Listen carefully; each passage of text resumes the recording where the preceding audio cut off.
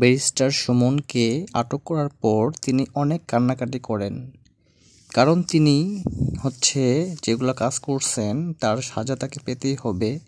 তাই ধরার সময় তিনি কান্না করতে করতে যাচ্ছেন, পুলিশ তাকে নিয়ে যাচ্ছে জেলখানার মধ্যে।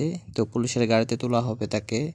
সেই সময় অনেক সাংবাদিক এখানে ভিডিও করতেছেন ব্যারিস্টার সুমনকে।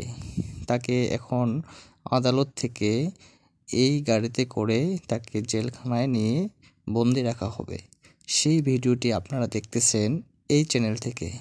তো এরকম সুন্দর ভিডিও দেখার জন্য সবসময় পাশে থাকবেন সাবস্ক্রাইব করে, এবং নতুন নতুন ভিডিও পাবেন, নতুন আপডেট ভিডিও পাবেন এই চ্যানেলে।